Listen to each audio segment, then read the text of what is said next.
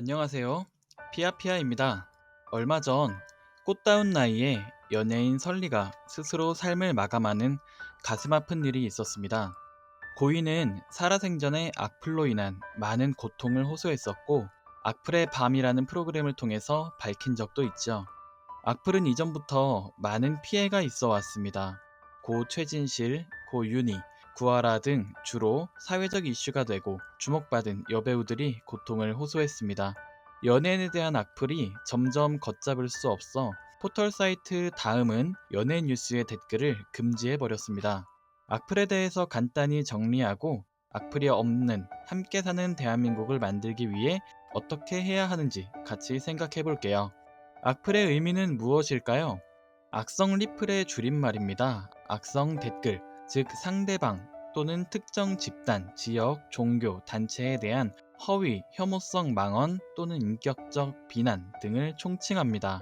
간단하게 정의를 내리자면 확인되지 않은 사실을 사실처럼 말하는 것, 다름을 인정하지 않고 원색적 비난을 하는 것, 욕설, 모욕, 인권 침해, 차별성 발언을 하는 것 등으로 정의할 수 있겠습니다. 이 악플은 왜 무서울까요? 악플은 컴퓨터가 쓰는 것이 아닙니다. 악플의 뒤편에 사람이 있죠. 내가 보지 못하는 누군가입니다. 글로 전해지는 그 내용은 익명성의 존재감을 드러냅니다. 책을 읽으며 책 속에 묘사된 장면을 상상해 보셨나요? 책은 동일하게 적혀 있지만 책 속의 장면에 대해서 그림을 그려보면 각각 사람들이 작가의 묘사 안에서 자기가 상상하는 이미지가 다릅니다. 같은 책을 읽어도 누군가에게 인생을 바꿔주는 책이지만 누군가에겐 지루하고 재미없는 책이 될 수 있죠. 글은 상상하게 만들고 사람마다 받아들이는 영향력이 다릅니다. 더구나 모습이 보이지 않는 사람의 글은 실물을 확인하기 전에는 자신과 비슷하거나 더 나은 지적 수준을 가진 사람으로 인식한다고 합니다. 예를 들어보죠. 고3 입시생이 커뮤니티를 통해 질문을 남겼습니다.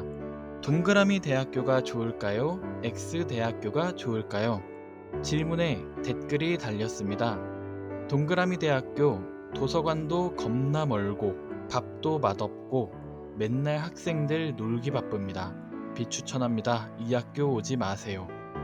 몇 살이 적은 댓글 같으신가요? 댓글을 통해서는 대학 선배 또는 졸업생으로 인지합니다. 하지만 실제는 동그라미 대학교 옆에 사는 중학생이 글을 달았습니다. 악플을 읽을 때 당사자가 느끼는 압박은 악플을 단 사람들도 자신과 비슷한 교육과 자신과 비슷한 사고력을 가진 사람이 자신에 대해서 평가하는 것으로 강하게 인지합니다. 그렇다고 악플에 이모티콘이 있는 것도 아닙니다. 사람들은 메신저로 이야기할 때 내용만 있으면 차갑다고 느낍니다. 좀 더 차갑게 보이지 않도록 많은 이모티콘을 활용하여 자신의 감정을 부드럽게 전달하고자 합니다. 하지만 악플은 내용만 있죠. 온전히 받아들이는 사람의 마음에 달려있는 것이죠.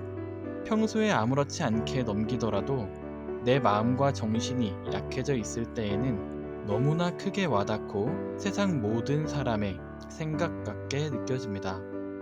즉, 모습이 보이지 않고 내용만 전달되는 것이 악플의 가장 강력한 힘인 것이죠. 안타깝게도 악플은 꾸준히 증가하고 있고 고소의 사례도 늘어납니다. 교육 수준은 증가하고 있고 이제 전 국민이 댓글에 익숙한 시대인데 왜 악플은 계속적으로 증가할까요? 이는 잘못된 인식이 자리 잡은 것에 원인이 있습니다. 인터넷을 사용하는 많은 사람들은 이렇게 생각합니다. 악플은 사회적 약자, 비적응자, 정신 이상자가 하는 것이다. 나는 직장도 있고 비적응자도 정신 이상자도 아니다. 즉, 나는 악플러가 아니다. 다수의 생각은 사회적 정의이므로 배경으로 비난하는 것은 악플이 아니다. 다수가 반대하는 일을 한 저 사람이 비난받을 당연한 행동을 한 것이다. 즉, 나는 악플러가 아니다. 그냥 내 생각을 적는 것은 악플이 아니다. 표현의 자유가 있는 세상이다. 즉, 나는 악플러가 아니다. 나도 게임을 통해, 댓글을 통해 이렇게 욕을 먹었고, 이것은 보편적이며 우리 인터넷 댓글 문화가 원래 이런 것이다. 즉, 나는 악플러가 아니다.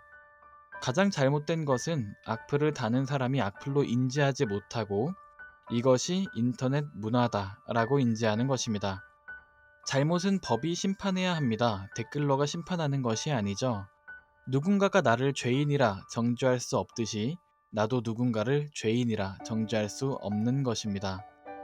자신의 의견을 개진하는 것은 좋지만 바르게 표현하지 않으면 익명성의 갑옷을 입고 있는 인터넷 세상에서 무례하고 비도덕적인 악플은 습관이 되어버립니다.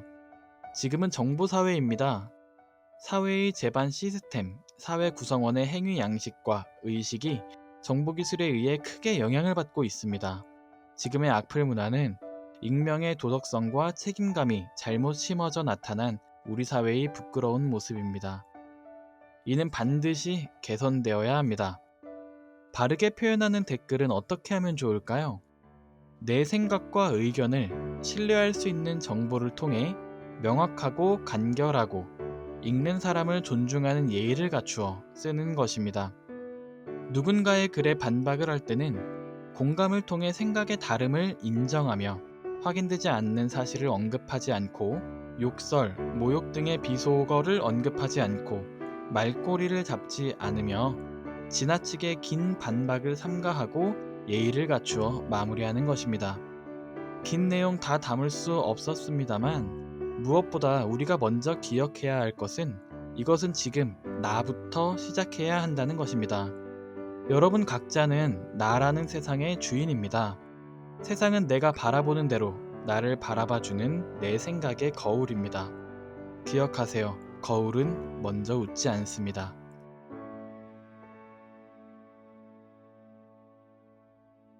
피아피아였습니다. 감사합니다.